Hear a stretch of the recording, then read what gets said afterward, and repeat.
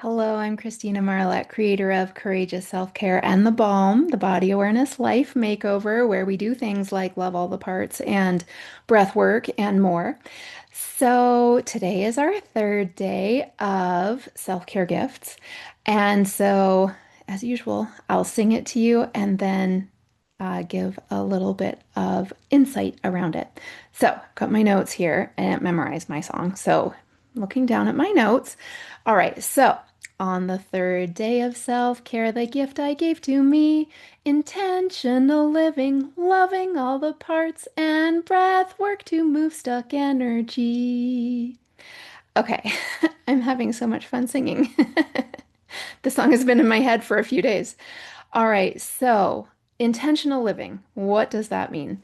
I set intentions for everything. The very first coach I had said, you need to start setting intentions, and I didn't even know what he was talking about. But many years later, now I set intentions for absolutely everything. Intention is it's deciding ahead of time how you would love to feel.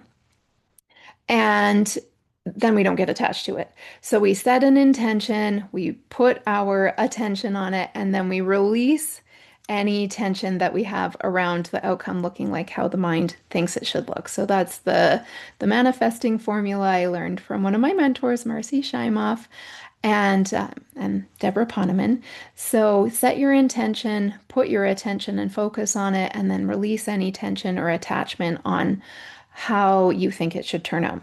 So we want to decide ahead of time what we want to experience and how we want to feel. So I have a driving intention. Every time I get in the car, I say, I am intending a peaceful and safe drive. I'm intending a safe and peaceful drive. And that is how it turns out because I have set the intention. So we have choices on how we go through life. We can go through life with no intentions and just be at the mercy of um, situations and circumstances. And that's one option. Or we can put in our order. So I love the analogy of if you go into a restaurant and you say, serve me my favorite meal, are you going to get your favorite meal? Mm, chances are slim. But if you look at the menu and you find what is your favorite meal and you put in your order and the waiter communicates that to the kitchen, yes, you are going to get your favorite meal. That is what setting an intention means. And ideally, we want to be setting it around feelings. I also set an intention every night before I go to sleep. And it's not about sleeping well, it is about how I want to feel in the morning, regardless of how the night goes. So, my bedtime intention is I am waking up feeling refreshed, rested, and energized. And 100% of the time, that has been the case. Even if sleep becomes interrupted in the night, sometimes we've been up with sick kids, and 100% of the time, no matter how much or how little sleep I've gotten, I feel amazing the next day. So I set an intention every night for how I want to feel in the morning. I also set intentions, like sometimes if my mind feels like it's worrying or ruminating over something that's coming up, I just say, this is turning out better than I ever could have expected. And I practice feeling that way. So life is about the feeling tone. And I love this story from one of the Jerry and Esther Hicks books. Yes. I'm not sure which book it is, but they talk about how life is a buffet. It's a buffet of feelings.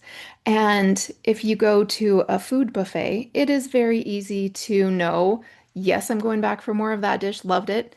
And nope, that's not my favorite. Definitely not going back for seconds on that one.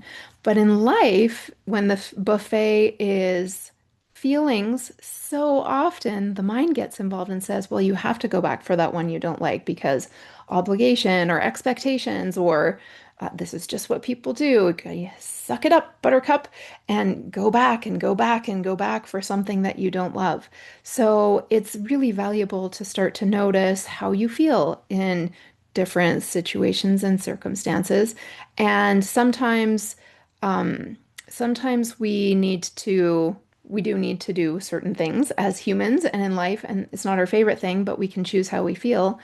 And so it's really valuable to set intentions and then to practice feeling that way. So, intentional living is a wonderful self-care gift that you can give yourself. You can set an intention for absolutely any part of life. Like maybe you're going to make a meal. I'm intending that I'm just going to really enjoy this. I'm going to pour love into the food and the gathering and the sharing of the food is going to, I'm intending that it feels connected and nurturing and loving and nourishing.